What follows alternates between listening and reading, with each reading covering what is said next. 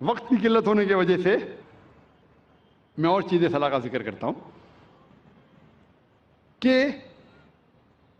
کچھ لوگ مجھے آ کے کہتے ہیں کہ آپ کہتے ہیں کہ صلاح رہنمائی اور ہدایت کا راستہ ہے. میں کئی مسلمانوں کو جانتا ہوں جو 5 وقت صلاح پڑھتے ہیں لیکن بےمانی کرتے ہیں، جو غلط کام کرتے ہیں، جو جھوٹ بولتے ہیں. تو آپ جو کہتے ہیں صلاح رہنمائی اور ہدایت کا راستہ، بالکل غلط ہے. میں تسلیم کرتا ہوں کہ میں بھی جانتا ہوں ہے کئی مسلمان جو 5 وقت کی نماز پڑھتے ہیں لیکن جھوٹ بولتے ہیں، 5 وقت کی نماز پڑھتے ہیں لیکن غلط کام کرتے ہیں، 5 وقت کی نماز پڑھتے ہیں لیکن رشوت دیتے ہیں. اس کا مطلب یہ نہیں کہ قرآن مجید غلط ہے، نعوذ باللہ. اللہ تعالیٰ قرآن مجید میں فرماتے ہیں سورہ مومنون میں سورہ نمبر 23 آیت نمبر 1 اور 2 میں کہ وہ مومن فلاح پاتے ہیں جو نماز خشوع کے ساتھ پڑھتے ہیں. وہ مومن فلاح پاتے ہیں جو نماز خشوع کے ساتھ پڑھتے ہیں. یہاں اللہ تعالیٰ یہ نہیں کہتا ہے جو نماز پڑھتے ہیں وہ ہدایت پاتے ہیں. یہاں اللہ تعالیٰ فرماتے وہ مومن فلاح پاتے ہیں جو نماز خشوع کے ساتھ پڑھتے. اگر کوئی مسلمان خشوع کے ساتھ نماز پڑھا تو انشاءاللہ وہ کبھی بھی جھوٹ نہیں بولے گا، وہ کبھی بھی چوری نہیں کرے گا، وہ کبھی بھی رشوت نہیں دے گا. تو یہ لوگ جو نماز پڑھ رہے ہیں خشوع کے ساتھ نہیں پڑھ رہے ہیں، صحیح طریقے سے نماز نہیں پڑھ رہے، اسی لیے ہدایت نہیں پاتے. اگر آپ صحیح طریقے سے نماز پڑھیں گے تو انشاءاللہ خشوع کے ساتھ پڑھیں گے تو ہدایت بے شک پائیں گے. جب ہم نماز کے معنی نہیں جانتے تو کیسے اللہ تعالیٰ کی ہدایت پہ عمل کریں گے؟ میں آپ کو ایک چٹکلا سناتا ہوں. ایک وقت ایک ہندوستانی قاری، بہت مشہور قاری، وہ جاتا ہے سعودی عربیہ اور مغرب کا سمے رہتا ہے. تو وہاں کے عرب کہتے ہیں قاری صاحب بہت مشہور ہے، آپ مغرب کی صلاح پڑھاؤ. تو قاری صاحب مغرب کی صلاح پڑھاتے ہیں. صلاح پڑھانے کے بعد، سلام پھیرنے کے بعد ایک عرب مسکراتا ہے. تو قاری صاحب پوچھتے کیا آپ کو میری قرات پسند نہیں آئی؟ تو عرب جواب دیتا ہے قرات تو بہت پسند آئی، لیکن میں سوچ رہا تھا کہ سلام میں آپ نے یوسف علیہ السلام کو کنویں میں تو ڈالا لیکن صلاح ختم ہونے کے پہلے کنویں کے باہر کیوں نہیں نکالا؟ میں دیکھ رہا ہوں کہ صرف چند لوگ مسکرا رہے ہیں. یہ جو لوگ مسکرا رہے ہیں وہ لوگ قرآن مجید کو ترجمے سے پڑھ چکے ہیں. جو لوگ کو یہ چٹکلا سمجھ میں نہیں آیا وہ لوگ قرآن مجید شاید ترجمے سے نہیں پڑھے، یا ہو سکتا ہے پڑھے لیکن کچھ چیزیں بھول چکے ہیں. چٹکلے کو اگر اب ایکسپلین کرے تو مزہ نہیں آتا. اگر شاعری کا ترجمہ کرے کوئی سادی اردو میں تو شاعری کا مزہ ہی نہیں رہتا ہے. اور ہمارے فیض الرحمان صاحب ماشاءاللہ شاعری میں تو ایک دم ایکسپرٹ ہے. لیکن عوام کے فائدے کے لیے میں چٹکلا ضرور آپ کو سناؤں گا. اس کے پیچھے کیا کہانی ہے؟ وہ عرب جب کہتا ہے قاری سے کہ آپ نے سلام میں یوسف علیہ السلام کو کنویں میں تو ڈالا، صلاح ختم ہونے کے پہلے کنویں کے باہر کیوں نہیں نکالا؟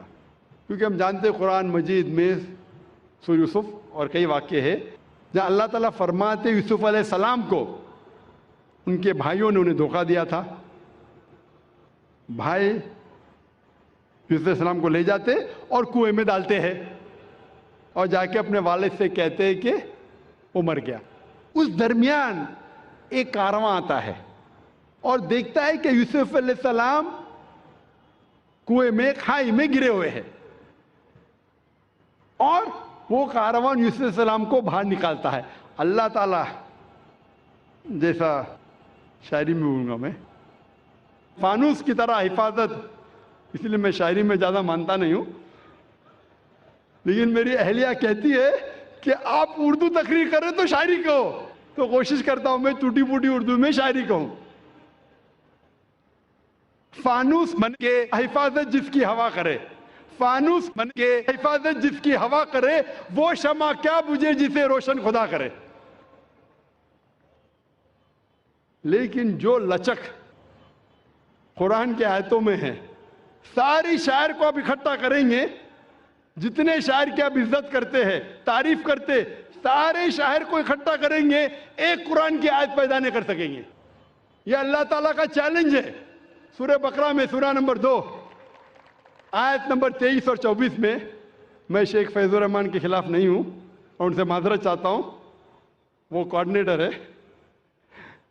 اللہ تعالیٰ کہتے ہیں سورہ بقرہ سورہ نمبر 2 آیت نمبر 23 اور 24 میں، وَإِن كُنتُمْ فِي رَيْبٍ مِّمَّا نَزَّلْنَا عَلَىٰ عَبْدِنَا، اگر آپ کو شک ہے کہ ہم نے جو چیز نازل کی ہے ہمارے بندے پہ، فَأْتُوا بِسُورَةٍ مِّن مِّثْلِهِ، آپ ایک قرآن جیسی سورہ لے آؤ، مِن مِّثْلِهِ، قریب ہو بہو نہیں، وَادْعُوا شُهَدَاءَكُم مِّن دُونِ اللَّهِ إِن كُنتُمْ صَادِقِينَ، اور اپنے مددگار کو بلاؤ اللہ کے علاوہ جو بھی آپ کے پاس ہے، اگر آپ سچے ہیں۔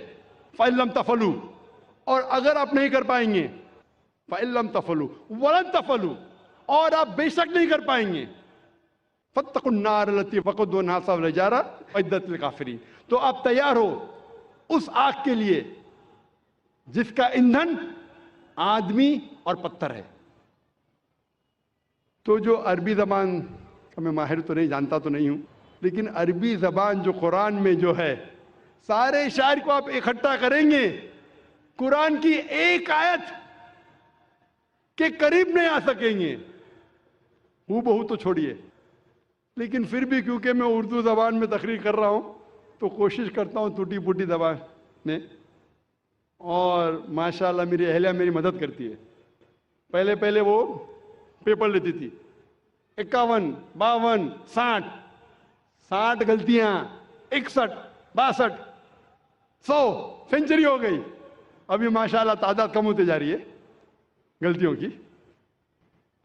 لیکن جیسے میں ذکر کر رہا تھا کہ یوسف علیہ السلام کا واقعہ، تو قاری صاحب یوسف علیہ السلام کو وہ تلاوت کر رہے، کھائی میں ڈالتے ان کے بھائی، کارواں آتا ہے کھائی کے باہر نکالتا ہے، لیکن وہ باہر نکلنے کے پہلے ہی اپنی تلاوت کو روکتے، مطلب وہ قاری کو پتہ نہیں تھا کہ معنی کیا ہے، پڑھتے تو ماشاءاللہ اچھی قرات میں، پتہ نہیں معنی، اس لیے کھائی میں ڈالتے یوسف علیہ السلام کو، نماز کے ختم ہونے کے پہلے کھائی سے باہر نہیں نکالتے۔ یہ ایک چٹکلا تھا۔ جب ہم نماز پڑھنے جاتے ہیں مسجد میں تو امام تلاوت کرتا ہے سورہ اخلاص، قل هو اللہ احد، کہو کہ اللہ ایک ہے۔ ہر مسلمان جو مسجد میں نماز پڑھنے آتا ہے، میں آپ سے پوچھنا چاہتا ہوں وہ کتنے اللہ میں مانتا ہے؟ جو مسلمان مسجد میں نماز پڑھنے آتا ہے کتنے اللہ میں مانتا ہے؟ ایک میں۔ ایک بھی مسلمان نے جو 2 اللہ میں مانتا ہے، تو یہ قاری صاحب کس کو بول رہے؟ اللہ کیا کہہ رہا ہے ہم سے؟ اللہ کہہ رہا ہے کل، کہو، کل ہو اللہ احد، کہو کہ اللہ ایک ہے۔ کن سے؟ مسلمانوں سے نہیں، وہ لوگوں سے جو لوگ ایک اللہ میں نہیں مانتے۔ ہم نماز تو پڑھتے ہیں سورہ اخلاص، ماشاءاللہ قرآن کا 1/3 حصہ، باہر نکلتے کتنے لوگ غیر مسلمان سے کہتے ہیں کہ اللہ ایک ہے؟ اتنا بڑا مجمع ہے، کروڑوں لوگ اس تقریر کو لائیو دیکھ رہے۔ میں پوچھنا چاہتا ہوں کہ اپنی زندگی میں آپ نے کتنی بار سورہ اخلاص کی تلاوت کی ہوں گی؟ کتنے بار؟ کتنے بار؟ کتنے بار؟ کتنے بار؟ ہاں، بے شمار۔ کوئی بولیں گا ہزاروں بار۔ 1000 بار تو کی ہوگی نا اگر نمازی ہے تو۔ آپ اگر نمازی ہے، نمازی نہیں تو الگ بات ہے، اگر نمازی ہے تو ہزاروں بار تو تلاوت کی ہوئیں گی۔ اگر آپ 40 سال کے 50 سال کے ہیں تو ہزاروں بار تو کی ہوئیں گی۔ میں پوچھنا چاہتا ہوں آپ نے کتنے غیر مسلمانوں سے کہا کہ اللہ ایک ہے؟ 1000 100 50 سے تو کہا، 10 سے تو کہا کہ آج تک کے تو شاید اللہ تعالیٰ آپ کو معاف کرے گا کیونکہ آپ نے توجہ نہیں دی ہوگی۔ آج کے بعد آپ نے ذاکر کی تقریر تو سنی ہے کہ جب آپ سورہ اخلاص پڑھتے ہیں قل هو اللہ احد، اس کی معنی کہو ان لوگوں سے جو لوگ ایک اللہ میں نہیں مانتے کہ اللہ ایک ہے. آج کے بعد اگر آپ نے سورہ اخلاص کی تلاوت کی اور باہر جا کے اس کے اوپر عمل نہیں کیا تو شاید اللہ تعالیٰ آپ کو نہیں چھوڑے گا. کیونکہ آج آپ جانتے ہیں کہ صرف قرآن کی آیت پڑھنا ضروری نہیں ہے، اس کے اوپر عمل کرنا بھی ضروری ہے. تو میرے تقریر سننے کے فائدے بھی ہوتے، نقصان بھی ہوتے. اگر عمل کریں گے تو فائدہ ہوئے گا، نقصان کریں گے تو وہ لوگ بولتے ہیں نا کہ کچا لائسنس اور پکا لائسنس. کچا لائسنس ہے تو آپ کو دنڈ آدھا پڑتا ہے، پکا لائسنس سے ڈبل پڑتا ہے. ابھی آپ جانتے ہیں کہ سورہ اخلاص کہ معنی کیا پہلے بھی جانتے ہوئیں گے لیکن عمل نہیں کرتے ہوئیں گے. تو ابھی اگر آپ نماز میں اگر امام کہتا ہے قل هو اللہ احد، اس کا مطلب آپ سے کہہ رہا ہے کہ کہو وہ لوگوں سے جو ایک اللہ میں نہیں مانتے کہ اللہ ایک ہے. کتنے لوگ اس کے اوپر عمل کرتے؟ کتنے لوگ؟ ایک آپ کا ایک ملازم ہے، بہت ملازم جو وقت کا بہت پابند ہے، برابر ٹائم پہ آتا ہے، بہت آپ کی تعریف کرتا ہے، برابر ٹائم پہ آتا ہے، ٹائم پہ جاتا ہے، آپ کی تعریف کرتا ہے. آپ بولتے بھائی صاحب ذرا پانی کا گلاس لے کے آؤ. وہ بولتا ہے میرا مالک بہت اچھا ہے، بہت دیالو ہے، لیکن پانی کا گلاس نہیں لے کے آتا ہے. بہت تعریف کے پل باندھ رہا ہے، ہاتھ جوڑ کے آپ کے سامنے کھڑا ہے. آپ بولیں گے ایک خط میرے دوست کو پہنچاؤ، میرا مالک بہت اچھا ہے، میرا مالک بہت مہان ہے. تعریف کر رہا ہے، ہاتھ باندھ کے سر جھکائے کھڑا ہے، آپ کا کہنا نہیں مانتا ہے. آپ کیا کریں گے؟ اس کی سیلری بڑھائیں گے؟ آپ اس کو بونس دیں گے؟ کیا کریں گے؟ کیا کریں گے؟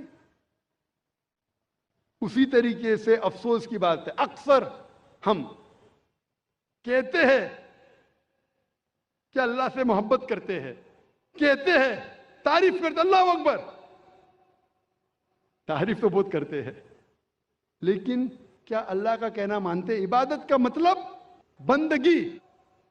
اللہ جو حکم دے رہا ہے ہمیں اس کے اوپر عمل کرنے کو کہتے ہیں بندگی. وہ تو اللہ کے رسول کی حدیث ہے، اسی لیے ہم مسلمان بچ گئے.